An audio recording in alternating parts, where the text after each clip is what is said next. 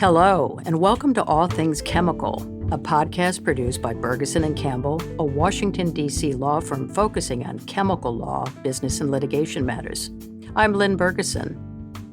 You know, a few months back, I recorded a podcast with my colleagues, Carla Hutton, Senior Regulatory Analyst for BNC, and Dr. Rich Engler, Director of Chemistry for Bergeson and Campbell and the ACTA Group, our consulting affiliate, on the ever-expanding and increasingly complicated scope of per- and polyfluoroalkyl substances, otherwise known as PFAS, regulation in the United States. We convened a webinar on this topic in mid-May and attracted a record-breaking 1,000-plus registrants, strongly suggesting to us that PFAS continues to be a topic of enormous interest. As this topic is every bit as important and relevant today as it was in May, we're rebroadcasting our podcast.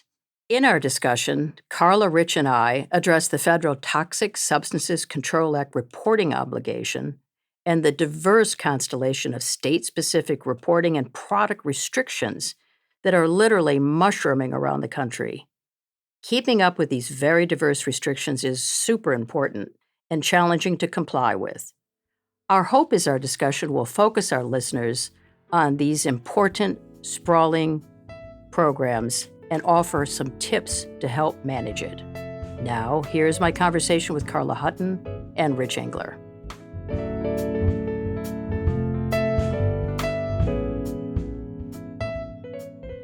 Carla and Rich, it's just a pleasure to talk to you about our favorite topic, PFAS.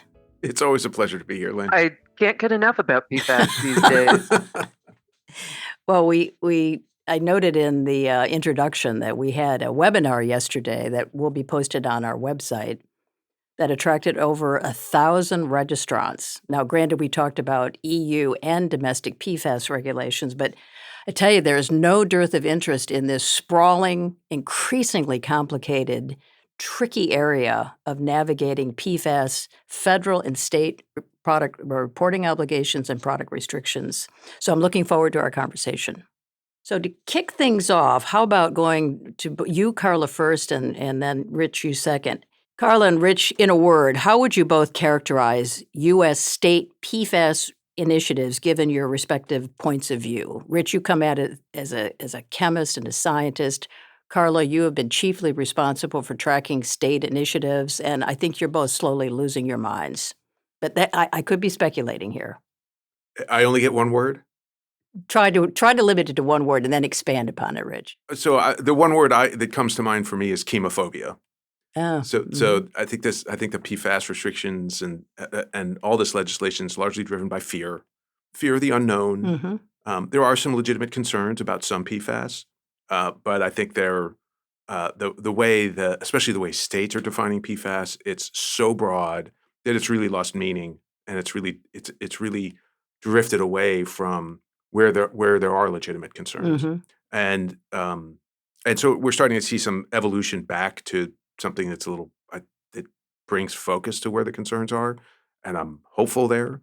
But it is a ever and rapidly evolving space, and Carla can tell us a lot more about that because she's got her finger on 50 different pulses.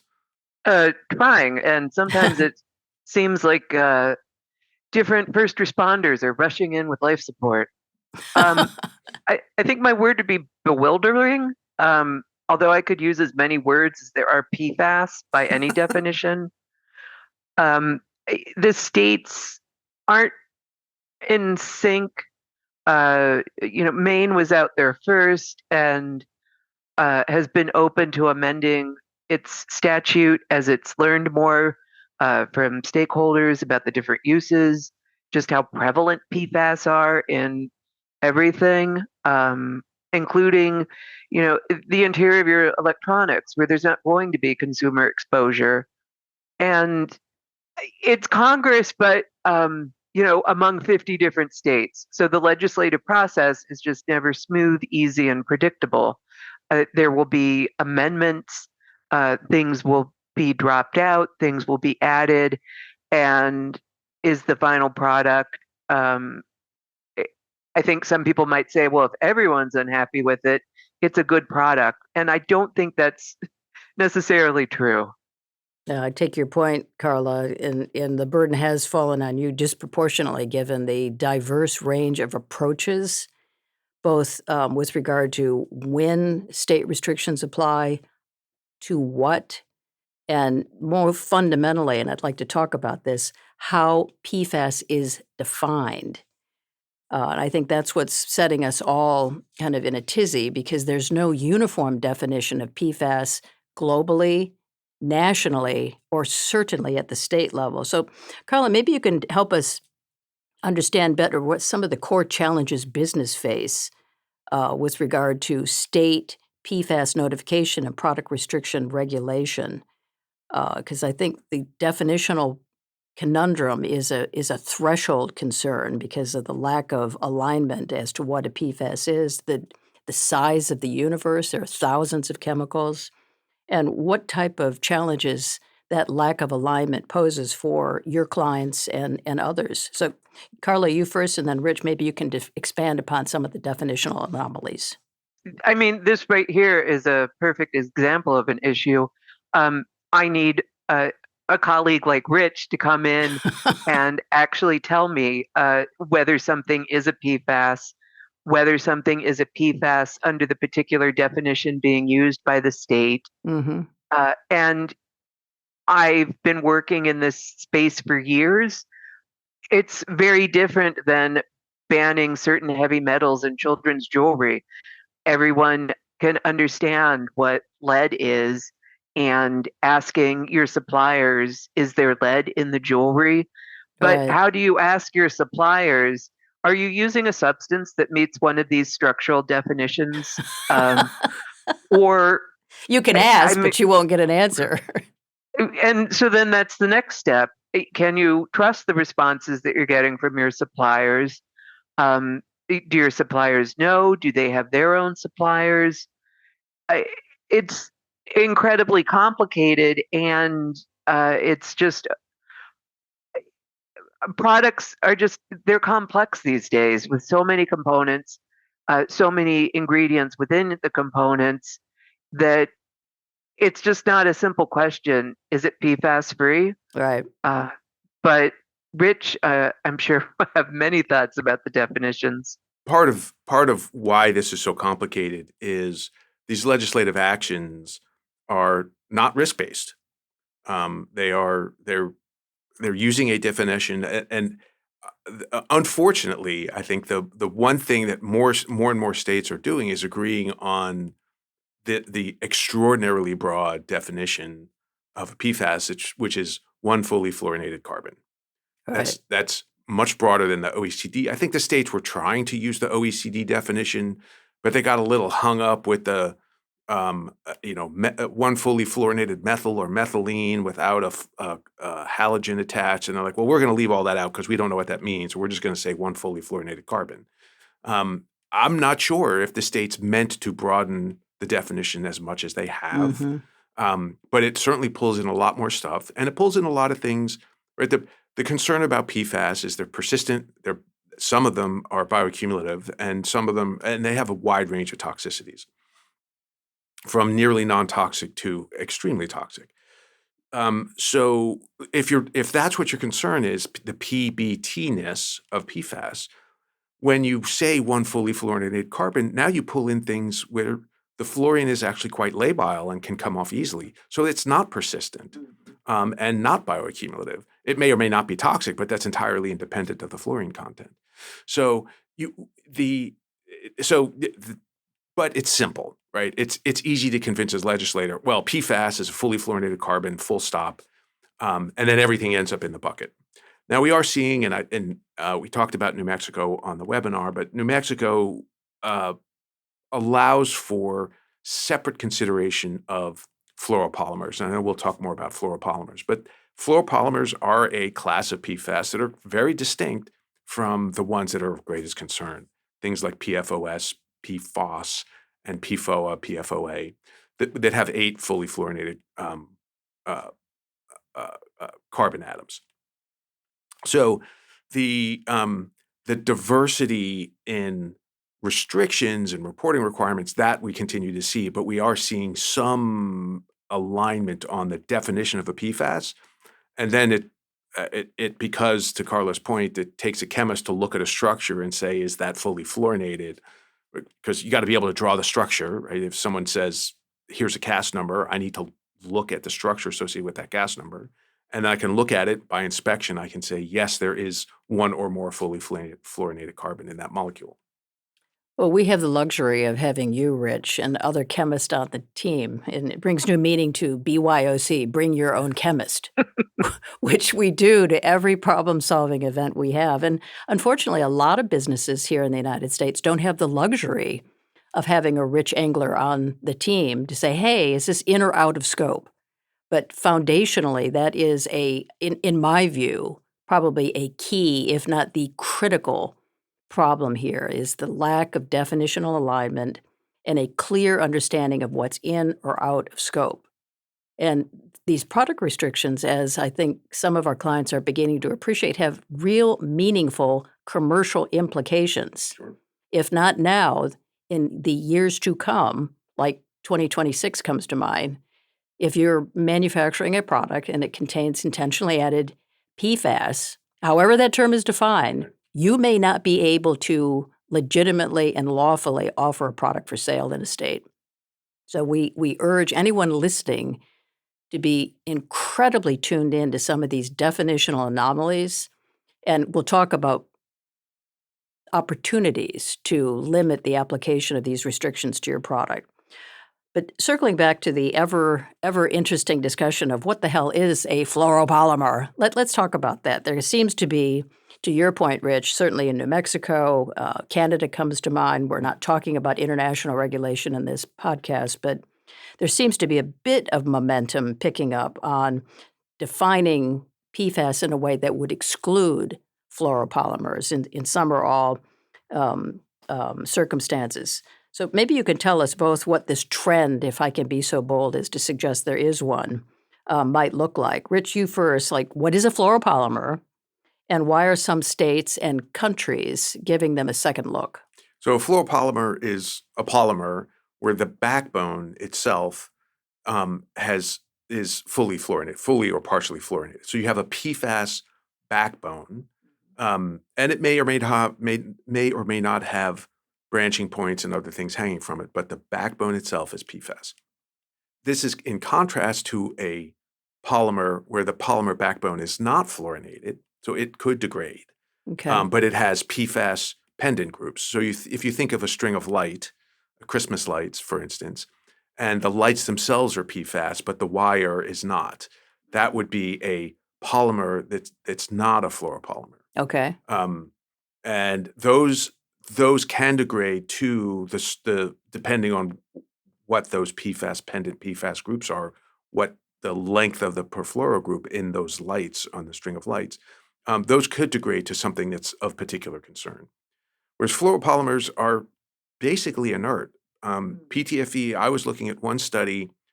The study was feeding PTFE to rats 25% of the diet of the rats. Wow. And they saw no effects. They saw no health effects. They saw weight loss because they weren't getting sufficient calories because so much of their diet was PTFE. PTFE, right. But they saw no health effects that you would associate with PFAS. And that's because PTFE is inert. And there's reason to believe that result in a rodent could be translated biologically to humans? Well, yeah, the whole point of PTFE is that it's unreactive. So if you eat it, even if it were to be somehow absorbed, it's not going to interact with biological material. It will, if you eat it, you excrete it. Okay, yeah, so it won't bioaccumulate. It doesn't bioaccumulate. Right. No, it doesn't. It's the molecules are so big and so inert, they really do not cross cellular Okay, membranes. got it. So if it goes in, it comes out, and that's basically, so nothing happens. There are concerns about impurities in fluoropolymers that may have come from the manufacture of the fluoropolymer. That's a separate question than is the fluoropolymer itself a hazard. And so because of the low hazard of PTFE and other fluoropolymers, we're seeing states say, you know what, we're we have concerns about PFAS, but these are not those PFAS. Mhm. These are not the PFAS you're looking for.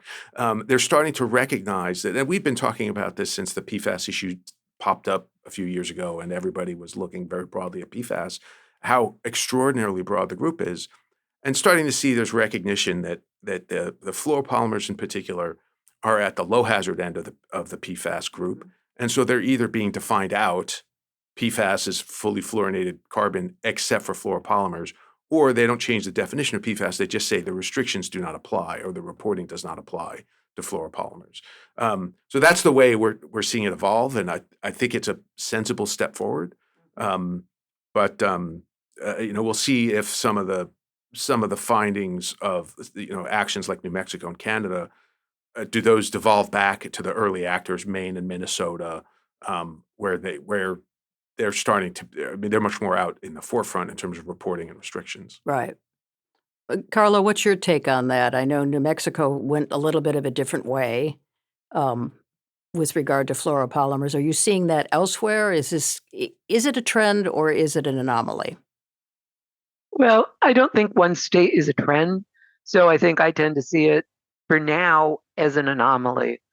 And it was so having to confirm with Rich about what a fluoropolymer is and trying to make sense of New Mexico's statute because New Mexico is banning intentionally added PFAS in cookware. And the most common one would be everyone's best friend, Teflon.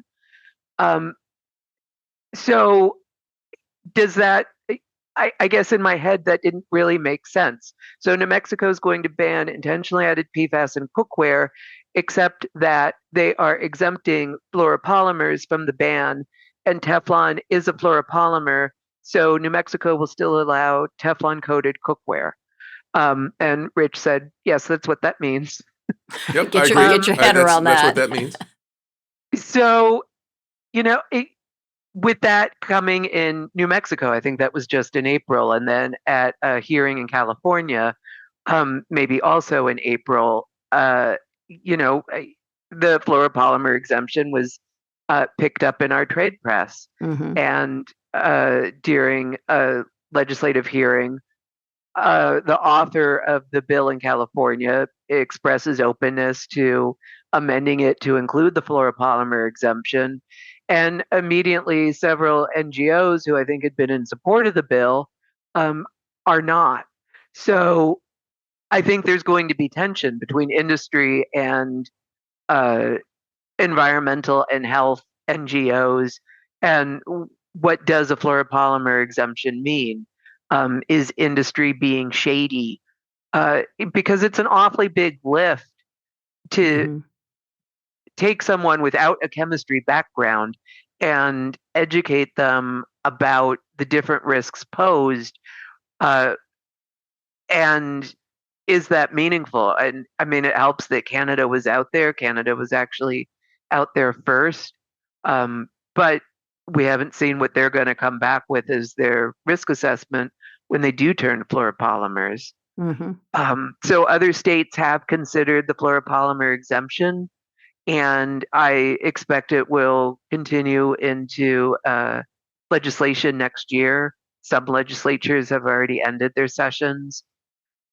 The trickier thing for me now is that some are using that exemption without using the word fluoropolymer, which, when you're monitoring legislation, makes it really hard. Yeah. So, what do I search? Polymeric backbone? Um, I Yeah, no, think that's a good polymeric. point, Carla. Well, and then it's back to, do the legislatures understand what this means? Do I understand what it means? So I feel for industry. Yeah, It's absolutely. hard, it's complicated, it's eh, ever evolving. I mean, New Mexico's legislation was only introduced this year. There Mhm. wasn't a proposal process with comments and hearings and webinars and then a final rule. I mean, the legislature sat down and considered a bill. I think it was amended twice at least. But I couldn't find really information on what went into those amendments. And one of those included the fluoropolymer exemption. So What I Here we see are. what I see in your future, Rich, is a video that we can put on our website, and I'm looking for listener feedback on this. PFAS for non-chemists. A little helpful tutorial to get people focused on the scope of and the definitional lack of alignment in this space. I think it would burnish your already stellar reputation on translating these complicated topics into a more receptive, easy to understand platform. Who's the audience, right? Are we trying to The business convince community, the people are we that trying have to to live with convince these the restrictions. legislators that And legislators, that exactly. in fact there's a reason to look at these differently? Mhm. Um, I mean, I've been fighting chemophobia. I use that word up at the top. Yep. I use that word a lot in my life. I've been fighting chemophobia for a long time. Mhm. It is very easy to make people scared of chemicals. Right. Um, and I mean, chemists joke about uh, the chemical-free chemistry set. Like you could, somebody marketed a home chemistry experiment set that was labeled chemical-free, which is just comical Right. because of course everything is a It's chemical. definitely ironic. Um, but so when we think about what are we trying to achieve, what's the legislation trying to achieve? And is the legislation doing that? Or is the legislation reacting to people's fear of, It might be a little of both because yeah, there's many state legislative bodies are legitimately motivated by the right well, criteria, sure. protecting their citizens from adverse effects of chemical exposure. But here, the way that states are going about this is causing just enormous commercial disruption, confusion, and misplaced concern when there may well be other concerns that are far more likely to cause potential unreasonable risks than trivial amounts of fluoropolymers in products that are not there in any meaningful way. But So it's a tough issue and brings to mind the next question, Carla, which I'm gonna ask you to kind of define in broad terms. But to my eye, the states seem to be following a little bit of a script when it comes to PFAS reporting and restrictions for certain product categories. The devil, of course, is always in the detail, and that's what we've been talking about, the lack of alignment in these very important details. But what is the script in very broad terms? That there will first be a ban on certain consumer products, and those I think we're all pretty familiar with. Cookware, cleaning products, juvenile products, textiles, ski wax. Typically, I mean, it's 11 or 12. Mhm. And then there's a reporting period. And then at the moment, it's 2032 in Maine, Minnesota, and New Mexico. Products containing intentionally added PFAS will be banned unless there is an exemption. And Maine and New Mexico have more exemptions than Minnesota. Um, as we've covered, New Mexico's got that fluoropolymer exemption. So those are also, they're exempt from reporting, they're exempt from the ban. But if you're going to stay on the market after 2032 otherwise, then you need to have a currently unavoidable use determination.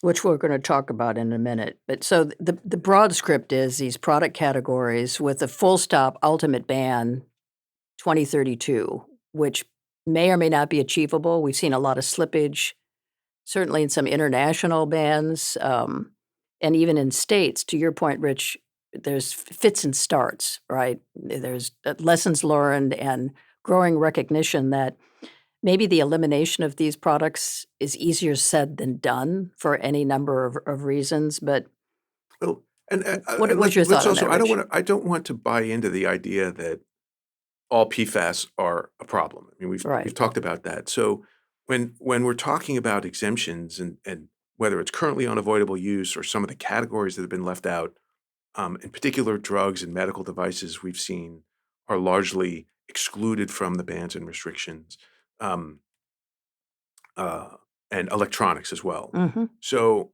the some might take the position that, oh, these bans, I mean, these are really important things that we want to have in our life, but they're still a problem. It's like, well, but we haven't established, no one's established that these are an issue. Again, it's largely fear driven rather than fact driven. So if you're looking at the things that are being excluded, um, are they being excluded because number one, yes, we need the function, but number two, they're also not in the concern space that we're talking about. And I'm not going to jump up and down and try to protect PFAS ski wax, but there's certainly plenty of uses where PFAS are critical and also don't pose the sorts of risk that these legislations are trying to get at. Carla, any thoughts on that? Well, so you had mentioned about the states starting off with the same script, and I think they do, and then they start improvising. Right. So, what we've seen, PFAS in textiles. Well, does that include textiles in airplanes, textiles in automobiles, and juvenile products? Does that include the electronics in juvenile products? Upholstered furniture, does that include wheelchairs? So I mean, it's one thing to come up with a bill, but then it sort of crashes into reality. And so, Maine has amended their statute a couple times in recognition of the fact that HVAC equipment, refrigeration, there are uses of PFAS where either there's not a readily available alternative yet, or it's just not the danger that people may think. I mean, it's back to Rich and I do agree about the chemophobia, that people hear PFAS and and in our day-to-day products, it's just not. I don't think it's the thing that's causing me the most harm in my life. I'm not worried about PFAS. And we may be, a little bit unusual because we spend so much of our professional lives focusing on chemical risk avoidance, risk mitigation. It is a legitimate concern to many, but whether the concern is properly calibrated and whether there's sufficient clarity to making a meaningful difference in terms of safety is another matter. Let's spend a little bit of time talking about reporting obligations versus product restrictions, because I think, Carla, you and I have had a number of instances where there's been some conflation in client land on whether we need to report versus whether a product restriction might apply. And then maybe we can throw in the new federal reporting obligations under TSCA, which define entity or PFAS differently than virtually all states, and what some of the challenges clients can expect to confront in dealing with federal reporting obligations versus state reporting obligations versus product restrictions. Any thoughts on all of the above, Carla? So many thoughts, almost as many as there are PFAS. So for the reporting, I mean, it's hard because at least in the case of Minnesota, they started off with their statute, and what came up first this year, January 1, were the bans on certain consumer products. And some of our clients, I think, oh, it's a consumer product bill, it doesn't apply to me. Mm-hmm. And Minnesota, no, those were just the prohibitions and just the initial ones. The reporting applies to everybody. And then it's turning into, so is the reporting just on the PFAS in the product? I believe under Minnesota's proposed reporting rule, you need to report the function of the PFAS in the product. And I think function is defined that it might capture the use of PFAS in the process. So it's hard when it seems, are the goalposts moving? I think Minnesota might take the stand about this is all coming from Amara's law. It was enacted in 2023. You have had years to obtain this information. You knew you were going to have to report on or before January 1, 2026. But have there been definitions of everything? Um, there was a webinar, but last year, By but the now with state, right, Carla? The state. yes, the state agency held a webinar with a very useful Q&A, but Hmm. um, the state for TSCA reporting, certain things such as medical devices and drugs, they're exempt from TSCA. Minnesota is maintaining everybody has to report, um, including medical devices, packaging. Uh, we've had clients asking about industrial use. Yes, Minnesota wants it all. Will it be helpful? It seems it will be overwhelming. But at the moment, this is where we are, and it all has to be reported, which is an unfortunate sort of wake up call for our clients. Right, given the deadlines here. And Rich, maybe you can talk about the federal reporting requirement under TSCA Section 8A7, which there was big news earlier this week with regard to some additional time in that regard. But being mindful of your federal reporting obligations versus state reporting obligations, it's not a one and done or a one size fits all, right? No, in fact, there's increasing divergence. So Right. the federal TSCA Section 8A7 reporting standard, the rule was final in 2023.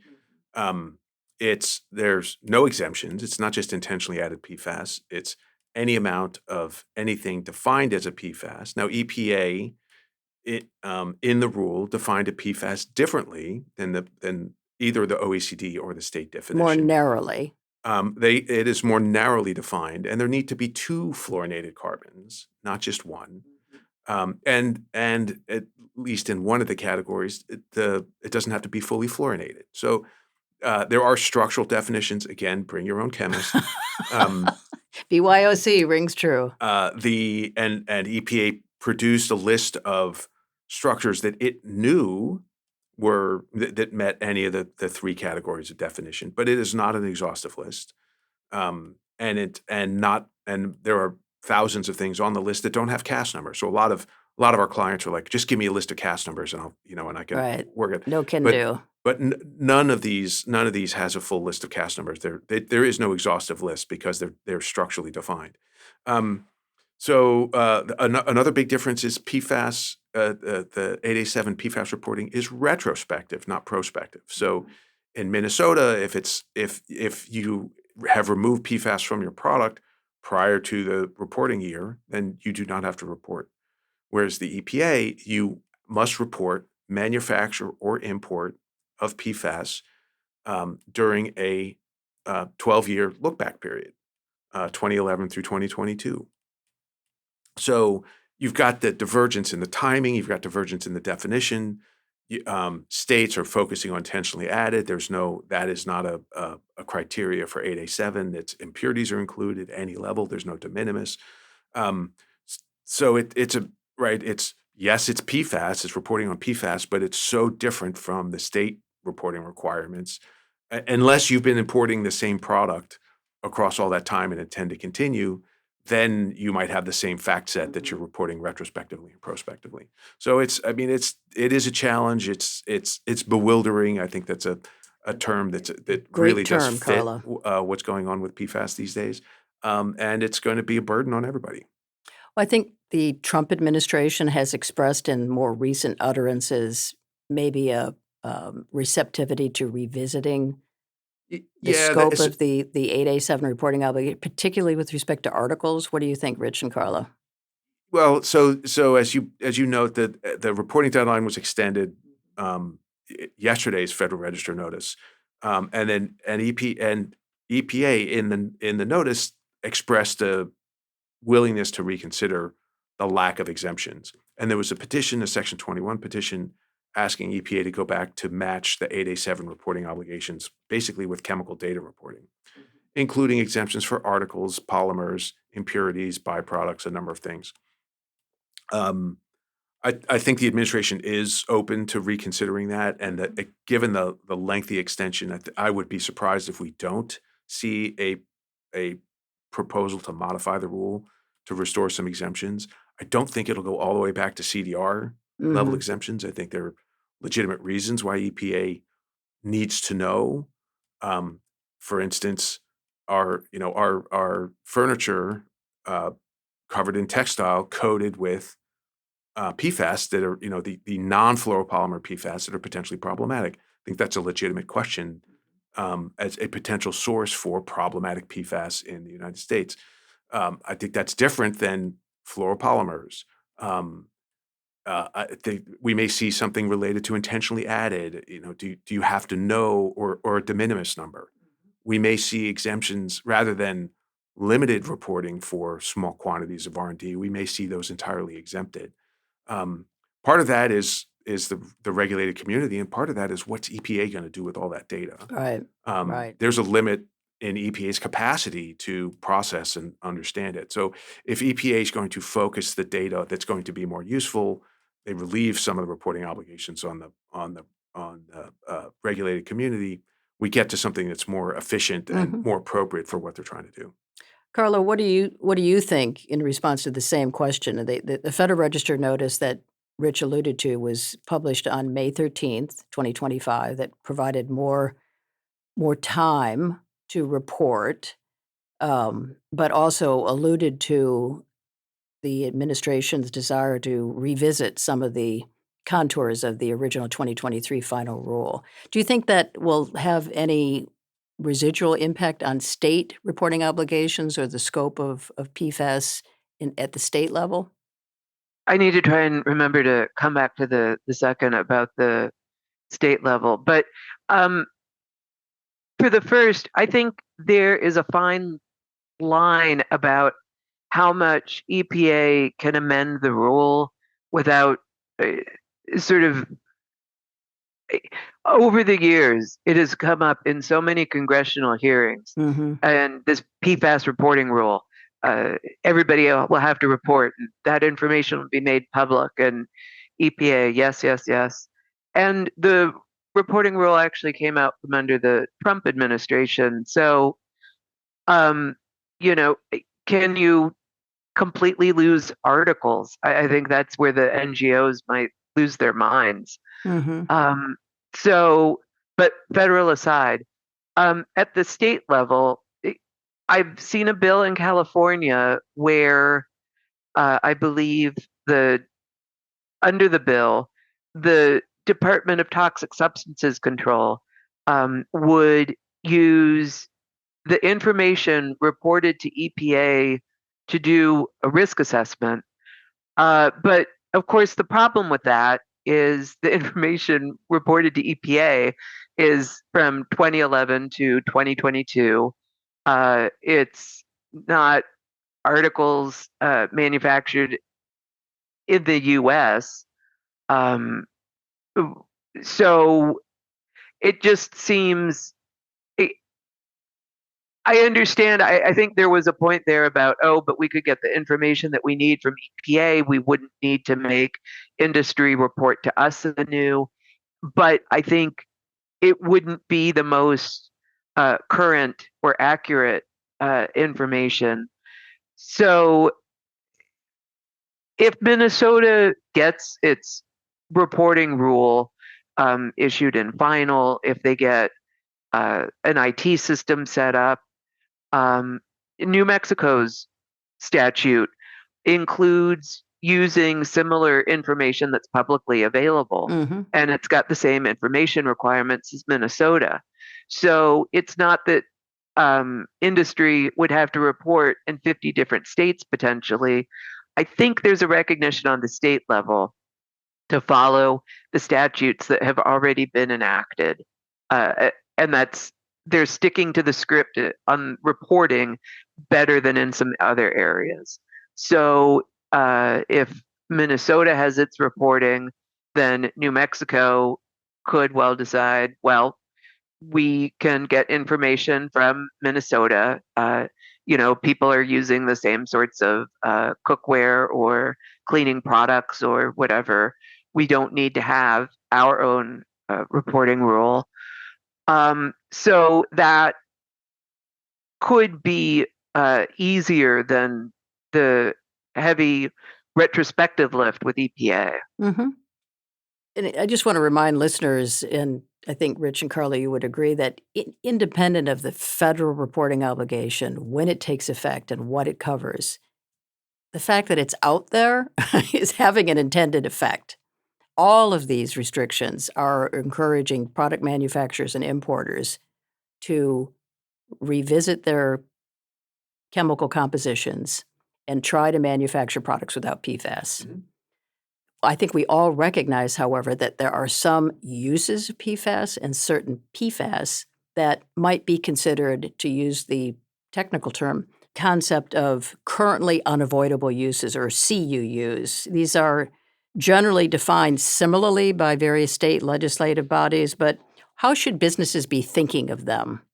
Sure. But I think the states have been aligned in their statutory definition of CUUs, that it's essential for health, safety, or the functioning of society, and for which alternatives are not reasonably available.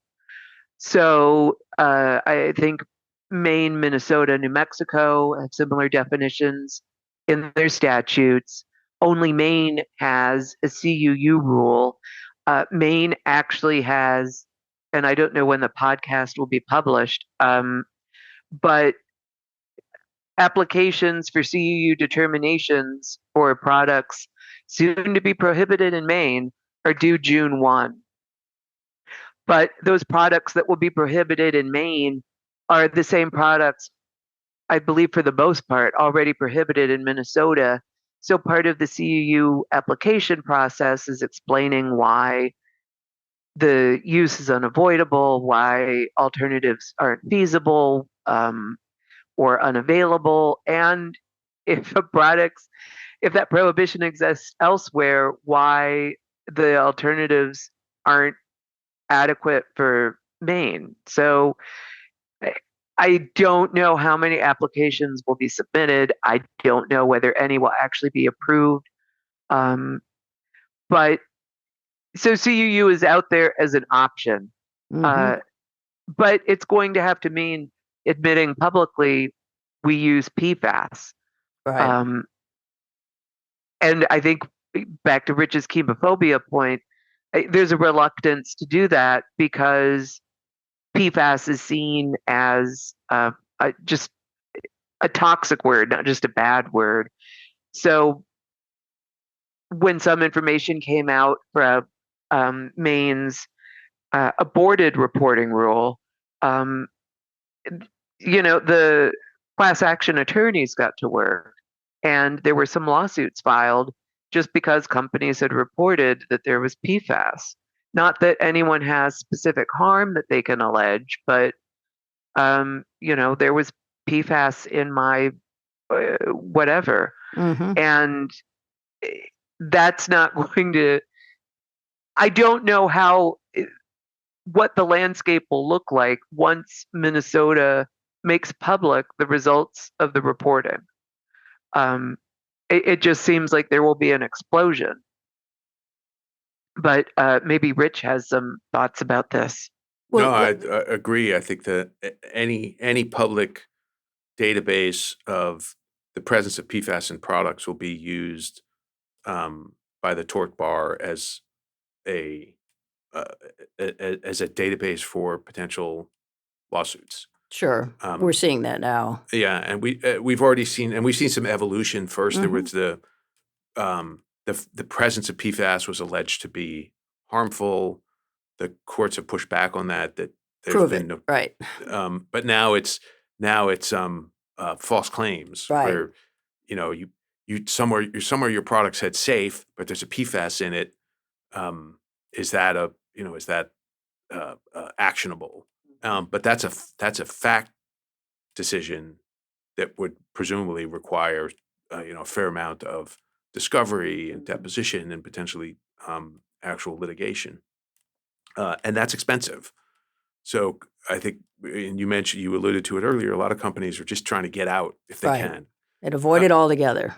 So maybe, that's where we end up with the CUUs is, if you can't get out, that you're left with a CUU, currently unavoidable use, because there isn't an alternative. One of the questions that comes up in my mind when we're talking about CUUs is, how much performance do you have to lose for it to be unavoidable? So you might be able to function without a PFAS, either PFAS containing or a product that was made using PFAS. Because I believe it was California, intentionally added, it's not just in the product, but anywhere in the process to make the product. So if you used a PFAS 3 steps further upstream, but the PFAS was used, then that product, air quote, intentionally contains a PFAS. Yes, right. And that's a pretty wide net. Um, you know, are cell phones currently unavoidable uses? If you can't make a cell phone without a PFAS, is that unavoidable? Well, we lived without cell phones for a long time. We lived without smartphones for a long time. I think most people would think that a smartphone is currently an unavoidable use, but certainly society can go on without them. Some people would argue that cell phones are an actual a detractor to society. Uh, how is that going to be defined in terms of unavoidable? Is at what point is the function sufficient to justify its continued use, or is that going to be in the eye of the beholder, which is some state official that's going to review the CUU determination and say, yeah, we agree, cell phones are PFAS use in cell phones is currently unavoidable, but PFAS use in cookware is not. That Right. you can certainly have an uncoated cookware. Well, that's one of the many both fascinating and frustratingly diverse aspects of this space. Currently unavoidable uses are, Carla, to my eye, have coalesced around a general set of criteria. How those criteria are interpreted by any state legislative body, the court of public opinion, or anyone else for that matter, is going to vary greatly. And to both of your points, if you optimize the opportunity to, be a currently unavoidable use, it is also a declaration of that use in your product, which some companies are simply disinclined to announce. So it's a very vexing area, one that is it's both a protection for continued use, but a declaration of continued use, which obviously is going to be interpreted very disparately by different cohorts in the commercial space. A couple of last questions that I wanted to get to, because I think people listening to this podcast, their heads might look like the exploding head emoji right now, given all of these issues and the lack of alignment and the opportunities for divergence. But maybe one important question is, what advice can you offer businesses that have to deal with these burgeoning, evolving, non-aligned reporting and product restriction obligations? Carla, to your point, how do you monitor and prepare for reporting and obligations and product restrictions, given the fast-changing nomenclature of PFAS here? You alluded a little bit to fluoropolymers and even the absence of that in key word searches. You are a very sophisticated chemical aficionado. For people that are not focused on this stuff 24/7, any thoughts on how they can become aware of, educate themselves, and monitor these obligations on an ongoing basis? This sounds like an obvious prompt for a shameless plug for our website and our Oh, is memos it? and blogs. Uh, but I think that's part of what you can do. We certainly put out an awful lot of free material. We're not the only ones to try and get businesses up to speed, to increase awareness. A more fundamental question, and I mean, this has been, I think, an issue that's evolved over the past 5 years, I mean, I think it's been sort of driven by uh, some TSCA risk management rules, is knowing what's in your supply chain, Mm-hmm. what's in your product. So there are just some fundamental questions that companies should be asking. Um, because I don't think knowledge is inherently bad. Uh, you need to know what's there before you can assess, is it something that should be replaced? Is this a holdover that we're continuing to make it this way because we've always made it this way? Uh, so talk to your suppliers, Mm-hmm. survey the chain, um, but subscribe. You can subscribe to our website. There are other things. Some of this is reported in the news, so I don't think ignoring it. It's not going to go away No. as much as we might like it to on some days. Rich, what are your thoughts? No, I agree. Certainly understanding your supply chain better is key here. Part of the problem is the supply chain may not know, your supplier may not know. So how far up do you have to go in the supply chain? Supply chains are extraordinarily complex. Even if we onshore everything back into the United States, as the president seems to want to do, there's still, supply chains are many, many, many suppliers deep. And so you'll have to probe. And I mean, this is going to be a significant challenge. Um, but more and more people are just trying to get out, just trying to avoid the headache entirely by getting out of the PFAS space if they can. Um, but it is going to be a multi-year ongoing issue to pay attention, to monitor, to adapt to what's going on with PFAS in the states and at the federal level and globally.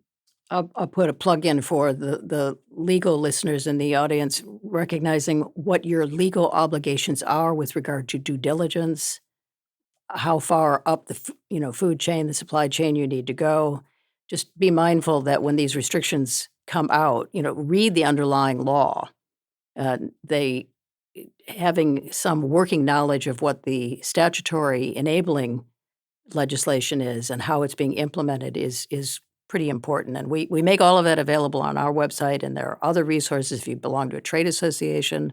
I'm sure that's very much a part of their portfolio. So there's no dearth of resources, but just be mindful of what the core enabling legislation is and how it's being implemented.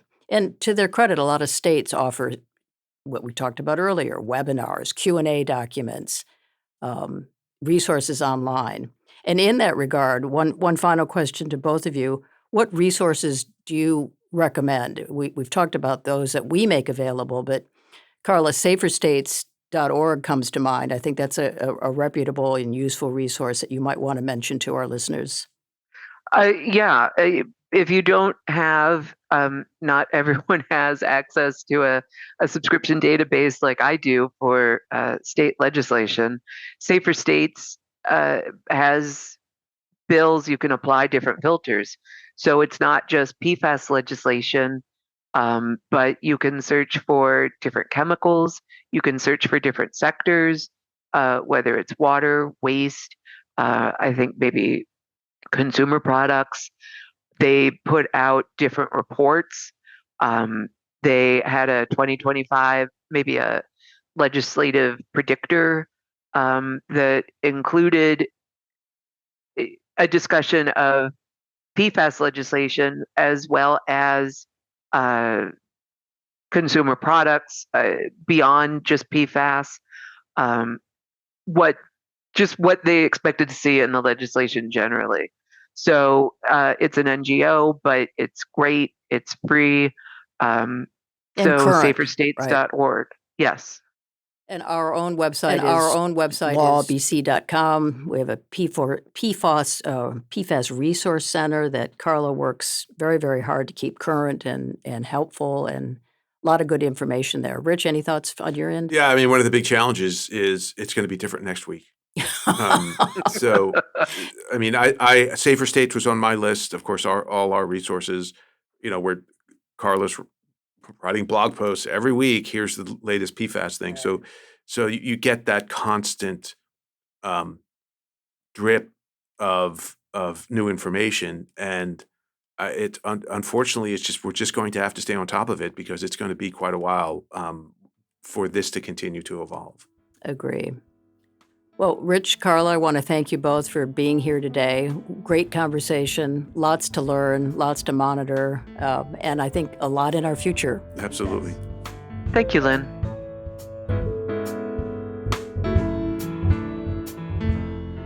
My thanks again to Carla Hutton and Rich Engler for sharing their expertise and wisdom with me about federal and state PFAS reporting obligations and product restrictions. Keep your eye on this fast-evolving topic. All Things Chemical is produced by Jackson Bierfeld of Bierfeld Audio, LLC. We'll be back again very soon to further inform and entertain you about all things chemical. Bye-bye.